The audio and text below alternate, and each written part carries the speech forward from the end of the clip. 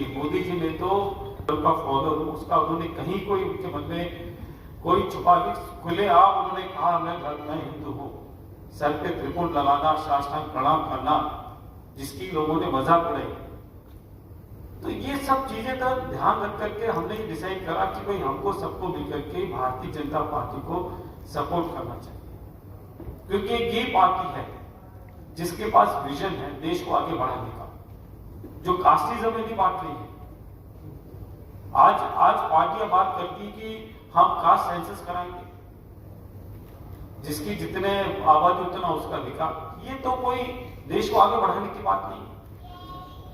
इसीलिए हम सब ने डिसाइड करा कि हम आईवीएफ के सारे, और हमने ये फैसला करा कि हर कॉन्स्टिट्यूंसी में हमारे 26 प्रदेशों में एक्टिवली हमारी संस्था काम कर रही है। इस प्रदेश अध्यक्षों को निर्देश दे दिए, आप हर लोकसभा कॉन्स्टिट्यूंसी एक एक हमारा वैश्य आयोग का प्रभारी नियुक्त करिए, लोकल कैंडिडेट से मिलेगा, और हमारे सारे घटकों को जोड़ करके बात करके उनके साथ कैंडिडेट साथ मिलकर के देश हित में, राष्ट्र हित में, सनातन के हित में, और हमारे विजन जो है आज एक 2047 पहली बार सुन रहे हैं, 50 साल का विजन, आगे विजन लिख के चलना, आगे डेवलप कैसे करना।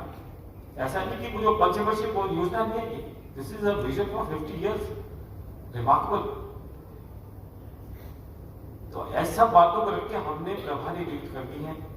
यूपी के अंदर 80 की 80 सीटों के प्रभारी नियुक्त हो चुके हैं, राजस्थान के अंदर 25 सीटों पे प्रभारी नियुक्त हो गए हैं, हरियाणा में नियुक्त हो गए हैं, और बाकी प्रदेशों में कल तक संडे तक सब प्रभारी हमारे नियुक्त होकर के एक्टिवली समाज के लोगों को प्रेरित करेंगे। और दूसरा, हमारे समाज में वोटिंग परसेंटेज कम होती है, उनको प्रेरित करेंगे कि हमारे और दूसरे सब समाज के लोगों को साथ लेकर के, अपने सनातन धर्म के सब लोगों को प्रेरित करके मैक्सिमम पोलिंग हो, ये हम अपने प्रभारियों को एक असाइनमेंट देंगे। इसी विषय को लेकर हमने एक रेजोल्यूशन पास करा, और अब पहली बार आईवीएफ समाज कैसे आगे बढ़े, देश कैसे आगे बढ़े, उसके बारे में उसका एक मेन चिंतन रहता है, विजन रहता है। देश में पहली बार माननीय मोदी जी के नेतृत्व में एक दीर्घकालीन योजनाएं बनी, लॉन्ग टर्म विजन बना है।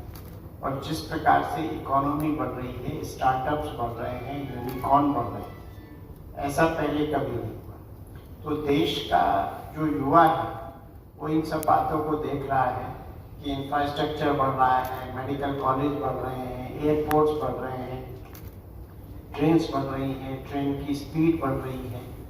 तो ये सारी की सारी चीज़ें ऐसी हैं जिससे देश का युवा जो है इन्फ्लुएंस होता है, और वो भारतीय जनता पार्टी और सनातन की ओर आकर्षित हो रहा है। और मुझे पूरा यकीन है कि जिस प्रकार युवा अपना प्रतिभाग कर रहे हैं, मैं तो पूरे देश में घूमता हूँ और अभी भी निरंतर हम लोग का कहीं ना कहीं आना जाना रहता है, तो युवाओं में बहुत जोश है। और माननीय प्रधानमंत्री जिस तरह से देश के, जैसे यूट्यूब इन्फ्लुएंसर को उन्होंने बुलाया, कलाकारों को बुलाया, कल ऑनलाइन गेमिंग के जो इस तरह का कभी नहीं हुआ। तो वो देश के युवाओं के साथ इंटरेक्ट करते हैं, उनसे अपने आप को एसोसिएट करते हैं। तो निश्चित रूप से ये सारी चीज़ें ऐसी हैं जो देश को आगे बढ़ाने में मदद करेगी। जहाँ एक और उन्होंने ऑनलाइन गेमिंग वालों से बात की, उनको प्रोत्साहित किया, उन्होंने ये भी पूछा कि ऑनलाइन गेमिंग में और जो जुआ है उसमें कैसे आप, गैम्बलिंग में कैसे आप डिफ्रेंशिएट करोगे, तो वो भी उन्होंने बात की। मतलब उन्होंने जहाँ एक तरफ मनोरंजन की तरफ ध्यान दिया, एक तरफ देश में कैसे कानून व्यवस्था, कैसे कानून बेहतर हो सकते हैं, उस पर भी उन्होंने बात की। उसके लिए भी उन्होंने एक अपना फीडबैक दिया, ताकि आने वाले भविष्य में उनके हिसाब से एक बेहतर कानून बनाया जा सके। नहीं, देखिए, जो समाज हमेशा अपने बारे में सोचेगा, एक उस तरह का है, एक वो है जो पूरे सर्व समाज की बात करता है, समाज को देने की बात करता है।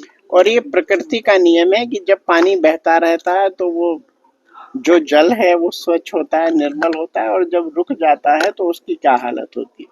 तो वैसे समाज हमेशा देने का काम करता है, इसलिए वैसे समाज में निरंतर प्रगति हो रही है।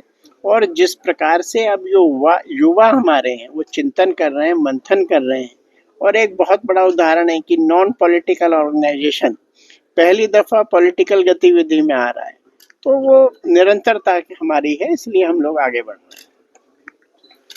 सर, आज हुआ अंतर्राष्ट्रीय वैश्य महासम्मेलन, इसके बारे में बताइए क्या नहीं, हमारी बैठक हुई थी कटरा में, उसमें ये एक पहली दफा निर्णय लिया गया कि हम राजनीतिक रूप से सक्रिय हों और जो सनातन को भारतीय जनता पार्टी सपोर्ट कर रही है उसको सपोर्ट करें। और हमने केवल एक निर्णय नहीं लिया, उस निर्णय के एग्जीक्यूशन के लिए भी काम किया। हमारे माननीय अशोक जी अध्यक्ष हैं, उन्होंने हर लोकसभा वाइज एक प्रभारी नियुक्त किया जो कैंडिडेट से कोऑर्डिनेट कर रहा है, और वहाँ पे हम लोग कोशिश कर रहे हैं कि 100% अपने जो वैश्य समाज के 365 घटक हैं, जिसकी लिस्ट भी हमने प्रेस रिलीज में दी है, उसके हर व्यक्ति का 100% मतदान कराएं।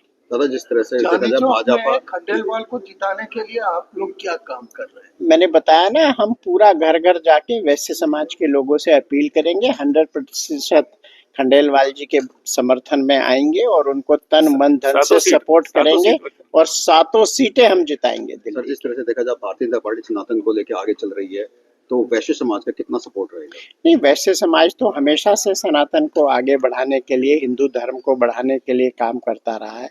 आप देखिए, जितने पुराने मंदिर हैं सब में समाज का बहुत बड़ा योगदान है, जितने पुराने हॉस्पिटल हैं, धर्मशाला हैं, सब में समाज का योगदान है।